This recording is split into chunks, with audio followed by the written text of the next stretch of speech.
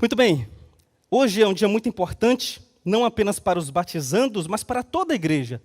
Porque toda a igreja participa do batismo de seus irmãos, torcendo, se alegrando, louvando a Deus, agradecendo a Deus por ter atraído graciosamente, por ter aberto a mente e o coração de nossos irmãos para viver uma nova vida, uma nova cidadania.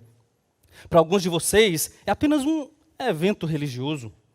Para outros ainda é uma ordenança, como de fato o é, mas ainda assim essa ordenança está tão separada da grande história da Bíblia, que muitos de vocês ainda não conseguem entender, por exemplo, como Gênesis 1 se conecta com Mateus 28, a grande comissão, e como tudo isso se conecta com Apocalipse 21, e toda essa grande narrativa que nós temos, como é que ela se dá e o quanto isso é importante para nós enquanto cristãos. O meu objetivo essa noite, então, é mostrar para vocês como o batismo, que seria aquilo que traz essa fluidez, essa coesão de toda essa narrativa, é importante e essencial para que a gente não apenas entenda essa grande história da Bíblia, mas também viva, porque a história das Escrituras é nossa história. Vamos, então, começar com uma oração e daremos início à mensagem dessa noite. Querido Senhor, nós te louvamos, bendizemos o teu nome e pedimos que o Senhor fale conosco, fale aos nossos corações essa noite. Oramos para que o Senhor nos dê um senso de identidade, no qual nós entendemos que pertencemos não apenas a uma igreja local, mas uma comunidade de fé, no qual nos reunimos publicamente para adorá-lo e no qual nós celebramos as ordenanças do Senhor, não apenas a ceia do Senhor, mas também o batismo, como significando a imersão e a imersão no corpo de Cristo e a iniciação de uma nova vida.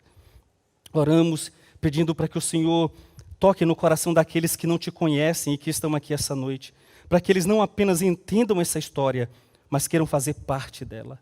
Em nome de Jesus. Amém. Vamos então ler Mateus capítulo 28. Esse texto é muito importante. Mateus 28, versos 18 a 20.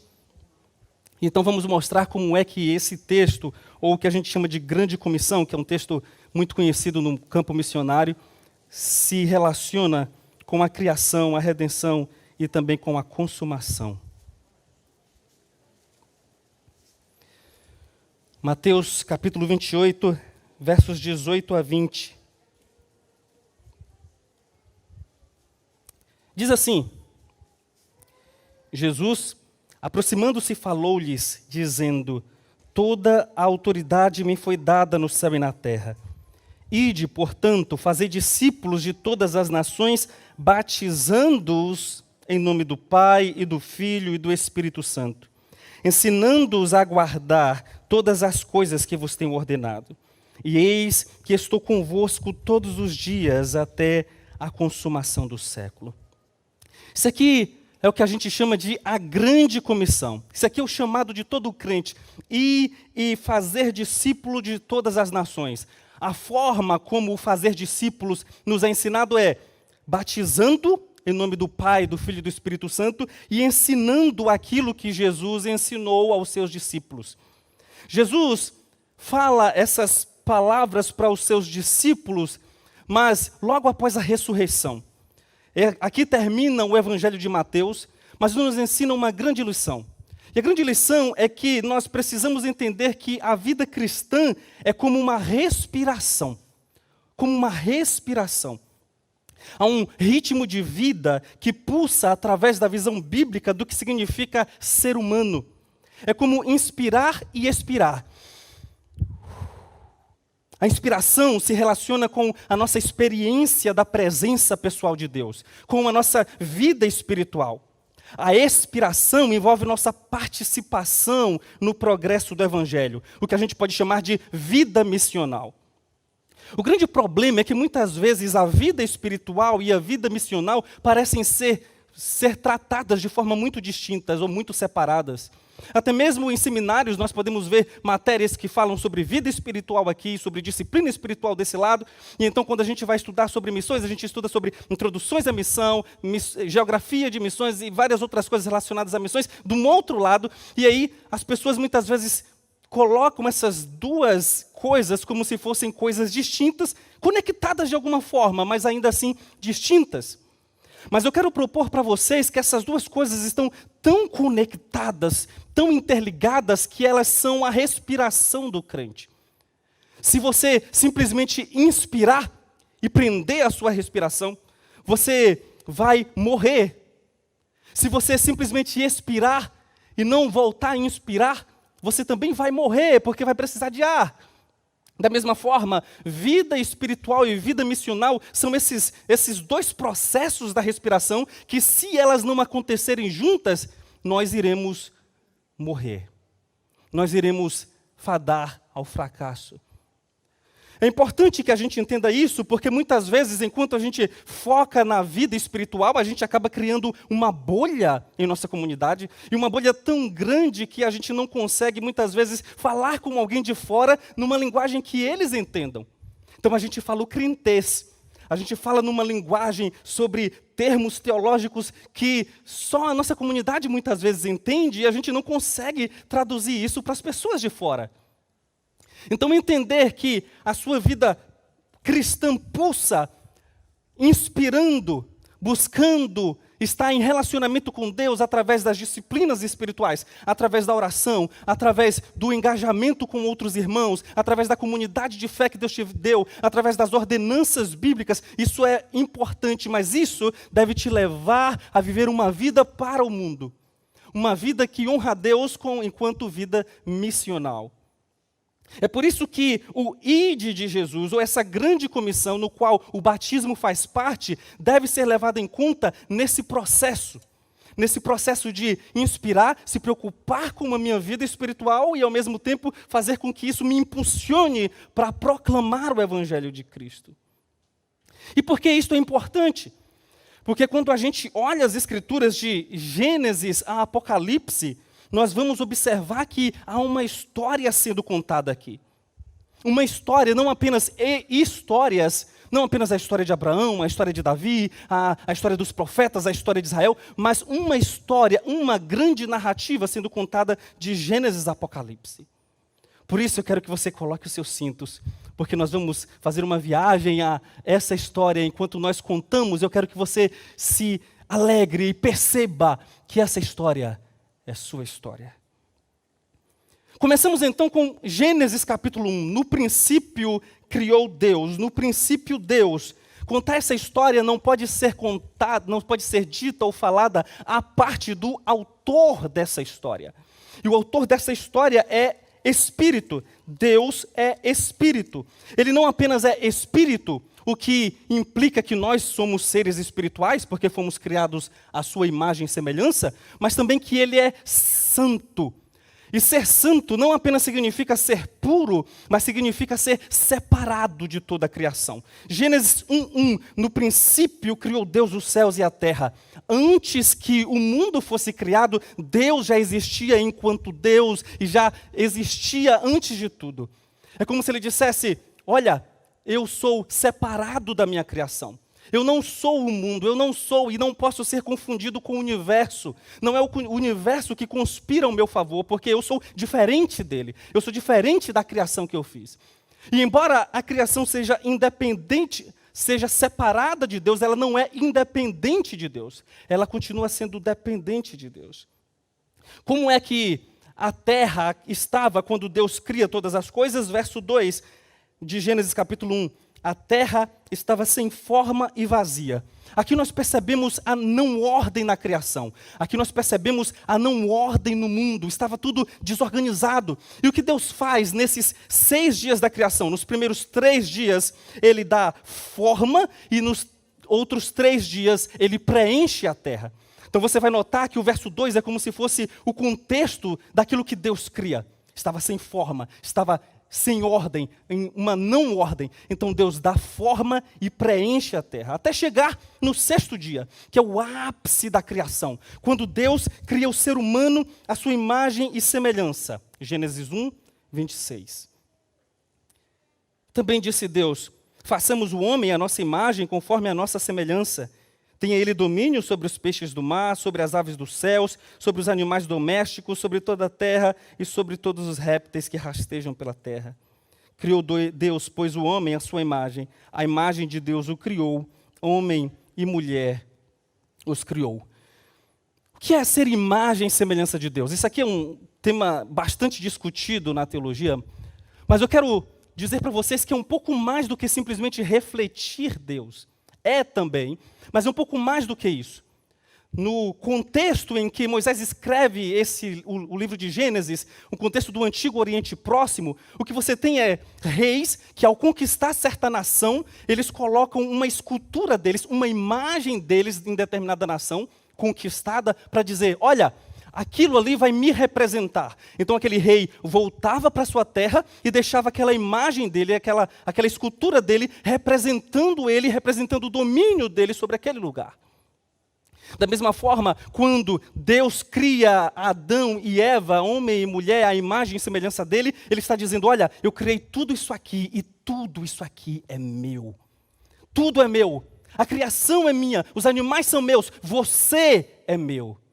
E nosso chamado, então, como imagem e semelhança de Deus, é representar o seu governo, representar o seu reino sobre a terra. Era o que Adão e Eva foram chamados a fazer.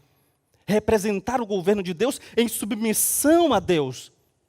Você percebe isso não somente em Gênesis 1, 26, como em Gênesis 2, verso 15, em que Adão é chamado a cuidar da terra. Gênesis 2, 15. Tomou, pois, o Senhor Deus ao homem e o colocou no jardim do Éden para o cultivar e o guardar.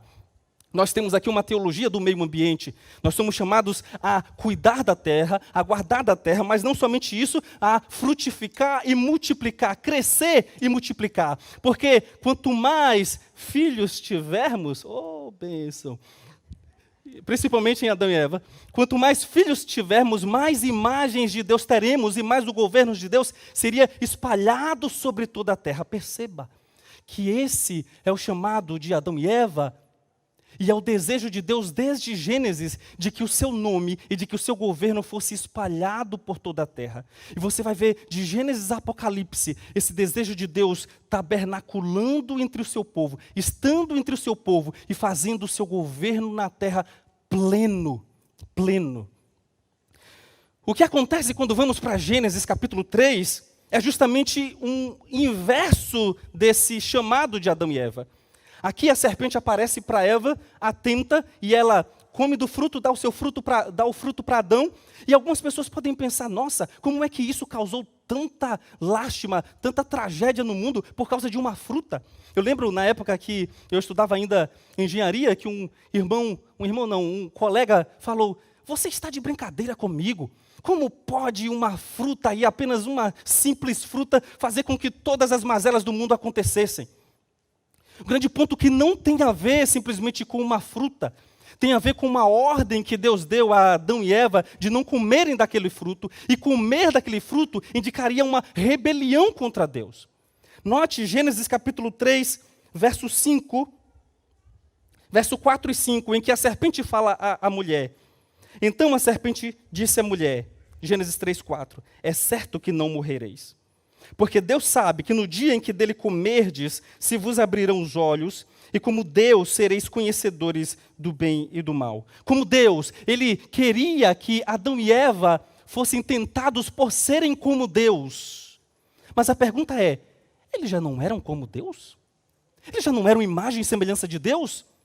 A grande questão aqui é que a tentação de Adão e Eva não era simplesmente espelhar Deus ou representar Deus, mas ser como Deus é, sem ser submisso a Deus. Ter aquela autoridade, aquele mesmo governo que Deus tem, como se tomasse o trono de Deus.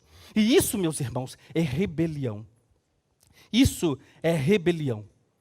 Mas perceba que é como se Adão e Eva levantassem os punhos para Deus e dissessem: Deus, nós não queremos ser governados pelo Senhor. Nós queremos ter autonomia, queremos ser independentes. Perceba que o pecado de Adão e Eva continua sendo o pecado de toda a humanidade. O desejo de tirar Deus do seu trono e governar no lugar dele. O desejo de querer ser independente, de querer fazer as coisas ao seu próprio prazer. O desejo de fazer com que Deus não mais reine, mas eu crie um reino para mim mesmo e governe da minha maneira. Porque se não há Deus, então eu posso fazer o que eu quiser. Perceba que isso é algo que pulsa ainda no coração do ser humano por esse desejo. Esse desejo. O grande problema é que nós não conseguimos nos livrar de Deus. Então, quando você rejeita Deus, o que é que automaticamente acontece? Você cria ídolos para si. Assim que você rejeita o Deus dos céus e da terra, o Deus da Bíblia, você cria para si algo que se eleva acima de todas as coisas, que se eleva acima de todas as outras coisas e se torna um Deus para você, se torna um ídolo para você. Pois bem, Adão e Eva foram chamados para representar Deus. E eles foram bem nisso? Segundo Gênesis 3? Não. Eles falharam. Então Deus traz maldição à terra. Deus, então, os condena de certa forma. Não apenas os condena, embora traga uma promessa por sua misericórdia, mas amaldiçoa a terra. Traz maldição para a mulher, traz maldição para o homem. E nisso tudo nós estamos debaixo da ira de Deus e estamos mortos espiritualmente. Esse pecado trouxe como consequência não apenas uma morte espiritual, mas uma morte física. É o que você vê em Gênesis capítulo 5, em que o autor vai fazendo como se fosse uma música. E morreu, e morreu, e morreu. Gênesis 5, 8. Todos os dias de Sete foram 912 anos e morreu. Gênesis 5, 11. Todos os dias de Enos foram 905 anos e morreu. Gênesis 5, 14. Todos os dias de Cainã foram 910 anos e morreu. E a história, no capítulo 5, vai justamente mostrar como se fosse uma música sendo tocada no mesmo refrão. E morreu, e morreu, e morreu, e morreu. Como consequência do pecado de Gênesis 3, agora a morte reina e impera. Nós chegamos de Gênesis 11 e vamos passando, vai para Gênesis capítulo 11, onde você tem a Torre de Babel. E o que é que acontece? As pessoas tentam criar para si uma torre que chegasse aos céus para que sua fama fosse espalhada por toda a terra. Esse é o problema. Deus intervém, traz uma confusão de línguas, e assim como Gênesis capítulo 1 começa com não ordem, e vem Deus trazendo ordem, Gênesis 11 termina também com desordem. Deus começa de novo, digamos assim. Chama um homem chamado Abraão. De Abraão faz uma promessa em que lhe daria um descendente ou uma descendência, lhe daria uma terra e também, a partir dele, todas as nações ou todas as famílias seriam benditas. De Abraão vem o descendente Isaque, também filho dessa promessa, depois Jacó, e de Jacó os 12 filhos de Jacó, que seriam a nação, as 12 tribos de Israel. Então você vai para Êxodo, quando você chega em Êxodo, essa nação, depois de 400 anos, está presa no Egito, está escravizada pelos egípcios. Aqui, Deus promete que iria trazer uma libertação para eles. Mas olha que interessante que acontece em Êxodo, capítulo 6, verso 6.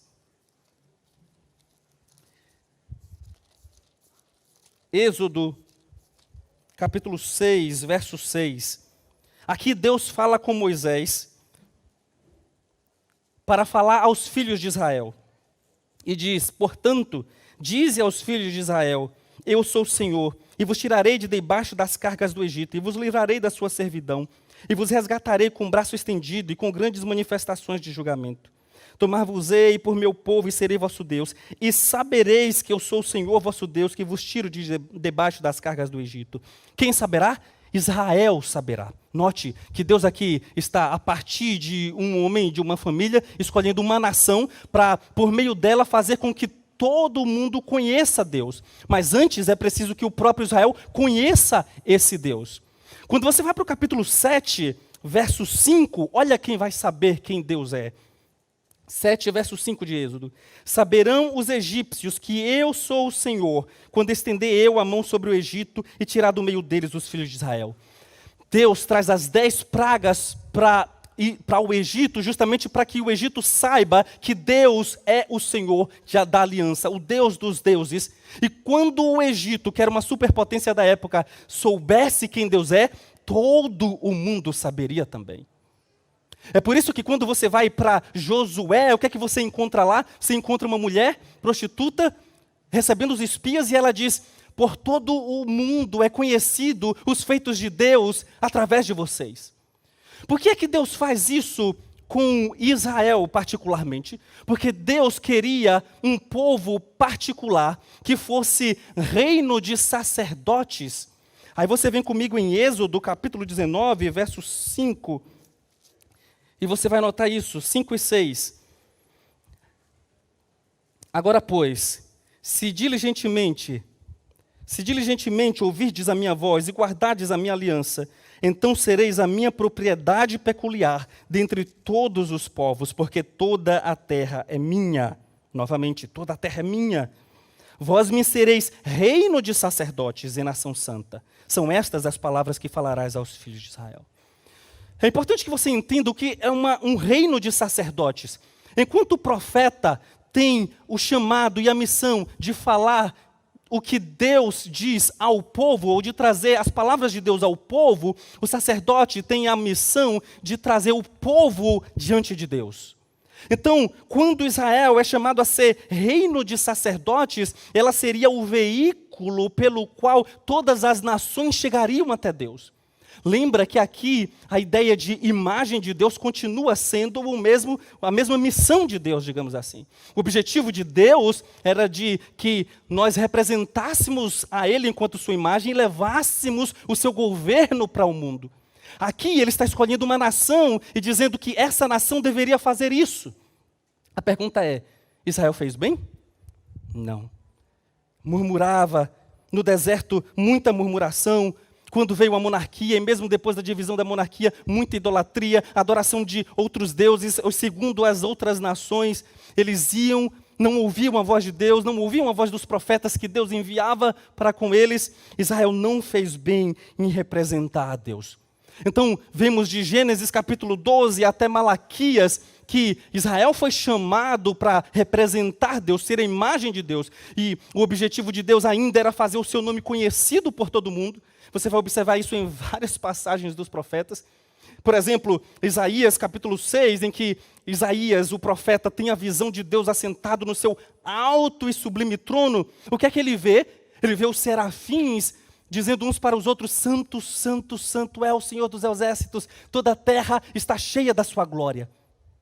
Isaías vê o futuro sendo representado no presente. O objetivo e a missão de Deus de que toda a terra fosse cheia da glória de Deus, de que toda a terra fosse cheia do conhecimento de Deus. E então ele chama Isaías para cumprir essa missão. Então, durante todos os profetas, você tem esse chamado de Deus sendo continuado, e Israel não conseguiu fazer isso. Então, nos evangelhos vem o rei. Ele agora não envia mais alguém, o próprio rei se fez carne. E aproveitando que nós estamos em época de Natal, nós temos aqui a grande doutrina da encarnação fazendo sentido para nós. Nós não simplesmente celebramos o Natal porque Jesus nasceu, mas porque o Deus de toda a terra se fez carne e habitou e tabernaculou entre nós. Aquele desejo de Deus, desde o início, de tabernacular entre seu povo, de habitar entre seu povo, começa agora a fazer sentido através de Cristo Jesus. Ele não apenas nasce em determinado contexto, mas nos ensina que por meio da sua humanidade nós podemos confiar nele e entregar as nossas dores e os nossos sofrimentos a ele, porque ele nos entende como humano, como Deus homem. Jesus vem como rei, ele cura, ele expulsa demônios, ele anda sobre as águas, ele traz ordem onde não havia ordem. E perceba que tudo isso que Jesus faz é um paralelo daquilo que Deus faz em Gênesis capítulo 1. Em Gênesis capítulo 1, Deus vem pegando a não ordem e trazendo ordem e preenchendo a terra. Agora, com Jesus, Ele vem trazendo ordem onde há caos, onde não há ordem, onde há apenas desordem. Então ele acalma o vento, ele acalma a tempestade, ele anda sobre as águas, ele ressuscita mortos, trazendo vida onde havia morte. Jesus. Mas o que acontece? Jesus vem falando sobre o reino de Deus, antecedido por João Batista, que diz que o reino de Deus está próximo. Jesus vem dizendo, eu sou a personificação desse reino que eu estou apresentando a vocês. Mas o povo não creu em Jesus. O povo não creu em Jesus. Antes, o que foi que fizeram com Jesus? O mataram, o crucificaram e morre Jesus. Então temos nos evangelhos até a crucificação de Jesus, as pessoas ainda não crendo. Você pode dizer, como pode? As pessoas não creem vendo Jesus, fazendo tantos milagres e tantos sinais, e ainda assim não creem. Mas olha, irmãos, para a nossa situação hoje. Nós ainda não cremos, muitos de nós ainda não cremos nesse Jesus que nós estamos falando. E não estamos falando de crer em Jesus simplesmente como um bom mestre, simplesmente como um homem de luz, como um profeta apenas. Falamos de crer em Jesus como o Deus homem. Como Deus homem. C.S. Lewis costuma falar de um trilema que é muito interessante. Você não pode dizer que Jesus é um homem de luz. Você não pode dizer que Jesus é um profeta, que Jesus foi um bom homem. Só há 3 opções para você. Ou Jesus era mentiroso, ou Jesus era louco porque acreditava ser algo ou alguém que ele não era, ou Jesus era quem realmente ele diz ser. Apenas essas 3 opções.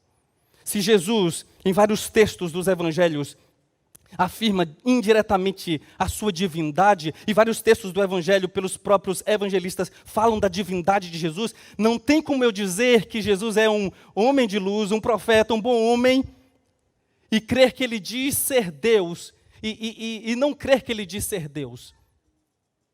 Ou ele era mentiroso, ou ele era louco porque acreditava ser algo que ele não era, alguém que ele não era. Ou ele era quem realmente ele diz ser. Só tem essas 3 opções para você. Pois bem, Jesus morre. Ele ressuscita, graças a Deus. Ressuscita, ascende aos céus e envia o Espírito Santo envia o Espírito Santo formando uma comunidade que é a igreja.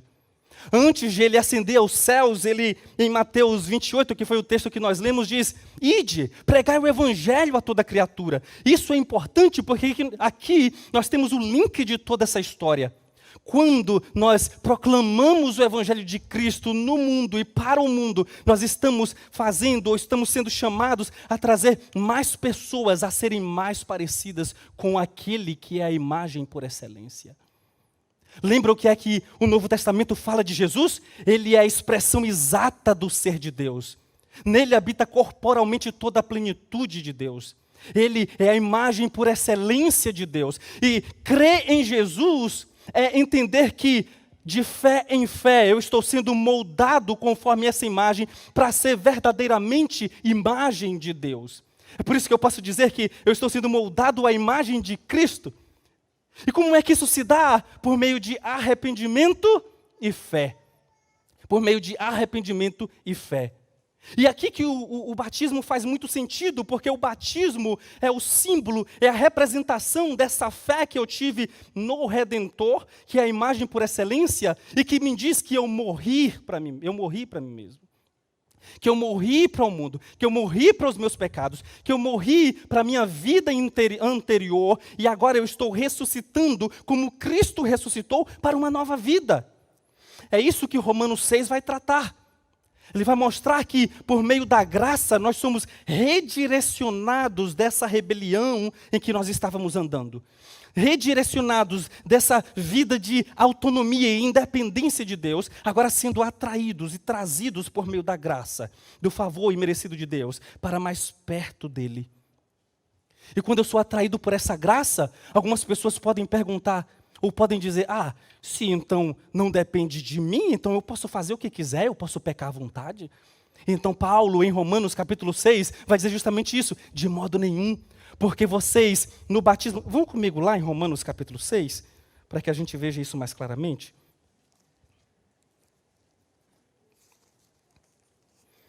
Romanos 6, do 1 ao 3.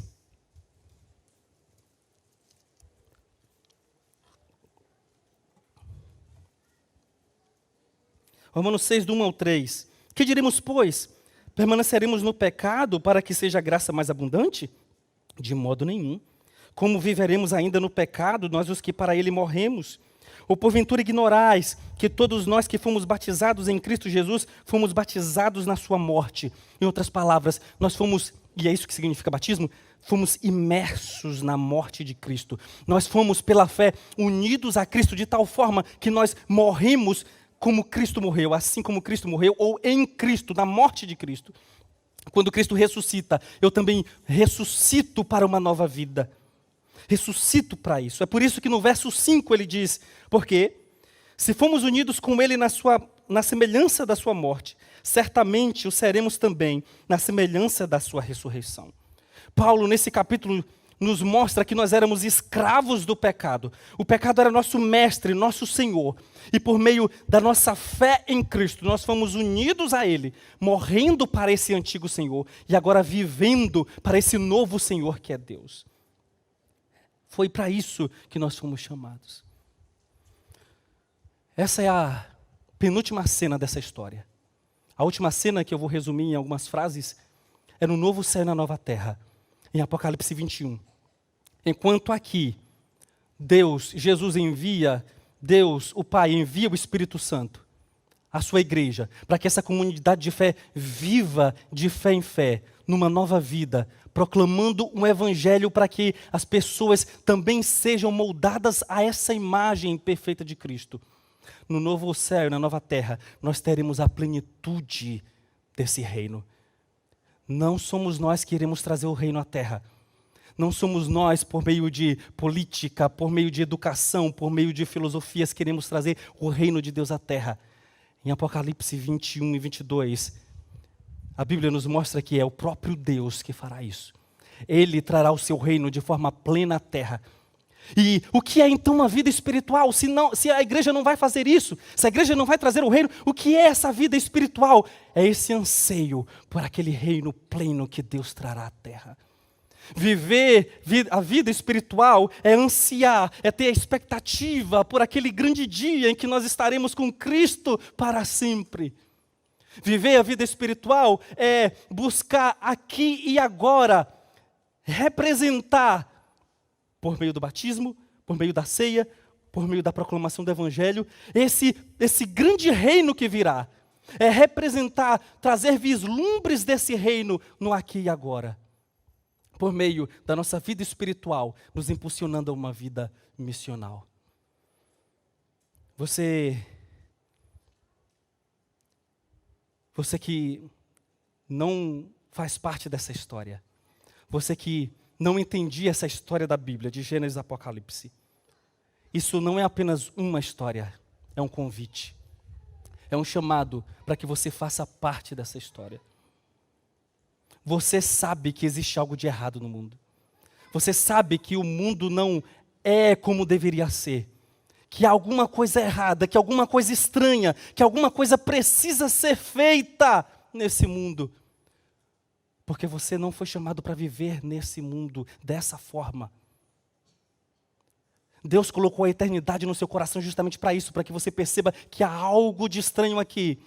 E que nós, enquanto comunidade da fé, precisamos marchar na expectativa do dia em que Deus trará esse reino de fé em fé. Esse é um convite a você que não é cristão a fazer parte dessa história. Esse é um convite a você que é cristão a lembrar que essa história molda a sua identidade. Por que é que você ora? Por que é que há batismos? Por que é que há ceia? Por que é que há devocionais? Por que é que há tantas coisas que a gente como cristão tem que fazer? Porque tudo isso que nós fazemos é uma forma de dizer que nós ansiamos pelo dia em que Deus trará o seu reino na terra. E por isso nós clamamos, Maranata, ora vem, Senhor Jesus. Amém. Senhor, nós te louvamos, bendizemos o teu nome, glorificamos a ti, porque o Senhor nos dá a graça de fazermos parte dessa grande história. E agora, meu Deus, teremos mais de 30 pessoas que confessarão publicamente que são parte dessa história porque o Senhor os atraiu para ti, porque o Senhor os tirou do reino das trevas e os trouxe para o reino do Filho do teu amor. Nós te louvamos por isso e nos alegramos juntamente com eles por tamanha graça que o Senhor concede, nos concede. Abençoa esse tempo que teremos, abençoa esse momento de celebração e de alegria, em nome de Jesus. Amém.